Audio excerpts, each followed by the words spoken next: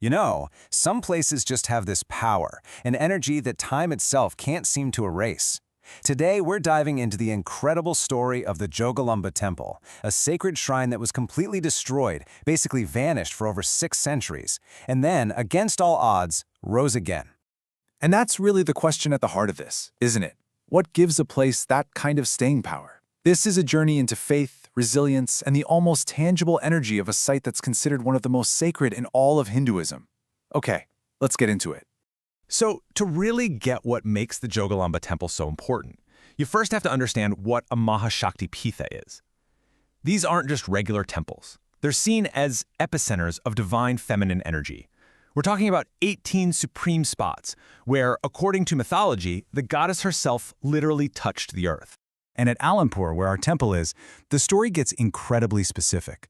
The legend says that in a moment of cosmic grief and powerful turmoil, the upper teeth of the goddess Sati fell right on this very spot.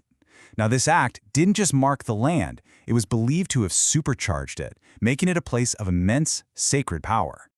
All right, let's wind the clock all the way back to the beginning to see how this sacred ground was first given its monumental form and how it became such a unique spiritual crossroads. I mean, just look at this timeline. It's staggering. The original temple was built way back in the 7th century by the Badami Chalukyas, who were absolute masters of early temple architecture. Then, bam, a devastating blow in the 14th century. And after that, nothing. Silence.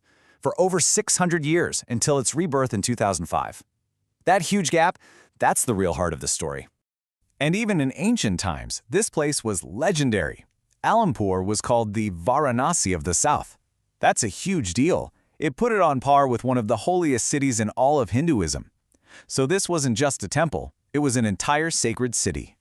Now here's where the spiritual dynamic at Alampur gets really interesting. Right next to this shrine for the goddess Jogulamba, a form of Shakti, stood the famous Navabrahma temples, all dedicated to Lord Shiva. It was this incredibly rare and powerful site where these two major traditions, Shaivism and Shaktism, weren't just neighbors. They thrived together with equal importance, which was seen as a really profound unity of divine forces. But the goddess at the center of this Shakta tradition, well, she wasn't some gentle, serene figure you might picture. Her image is intentionally fierce, almost shocking when you first see it. But every single detail is absolutely packed with a deep, protective symbolism. Let's break down what her form actually means.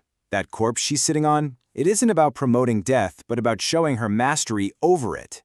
The creatures with her, a scorpion, a frog, a lizard, they represent her control over our most primal fears and the poisons of the world. And that fierce look on her face, it's not anger.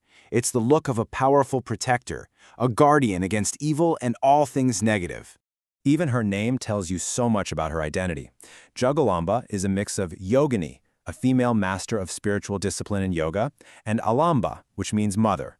So she is the supreme yogic mother, a figure of incredible spiritual control and fierce maternal protection.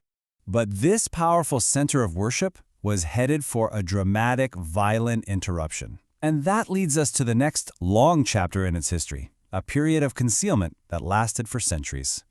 1390. This is the year everything changed. Armies of the Bahmani Sultanate swept through the region, and the ancient sacred temple at Alampur stood right in their path. And the destruction was total. The original 7th century structure, this masterpiece of Chalukyan art, was demolished. It was razed. But here's the thing. You can destroy stone and art, but the devotion, the energy of a place, that's something else entirely. That can't be so easily erased. And this is where the story of incredible resilience truly begins. To save their goddess, the priests rescued the main idol and hid it. For more than 600 years, Jogulamba was worshipped in secret, protected deep within the walls of one of the surviving Shiva temples.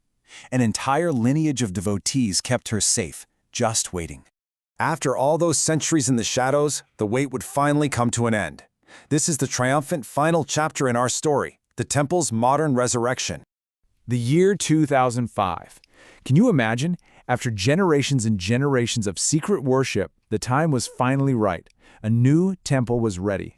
In a huge, grand ceremony, the ancient idol of Jogulamba was carefully moved from its hiding place and ceremonially reinstalled in a brand new temple. built near the site of the original one. The goddess had finally come home. And this wasn't just any modern building. The reconstruction was a deliberate, careful echo of the past. It was built with the same kind of red sandstone as the ancient temples. Its design was inspired by the exact same Badami Chalukyan style of its 7th century predecessor. And, most importantly, its consecration officially revived the powerful Shakta tradition at Alampur for all to see. So what do we take away from this incredible 1,300-year saga? When you pull it all together, what's the lasting significance of this place? Why does this story matter? Well, first, it's just a profound testament to resilience, right? Surviving total destruction and 600 years of silence. It's also a story about a unique spiritual landscape where Shakti and Shiva traditions came together. It shows us that a Mahashakti Pitha isn't just a static point on a map. It's a living concept, a power that can be reborn. But maybe above all, it's an incredible example of how human devotion can keep a sacred tradition alive, even in secret, for centuries. Which leaves us with a final thought to chew on. The identity at the Jogulamba Temple today isn't just about its ancient origins. It's also about its incredible survival.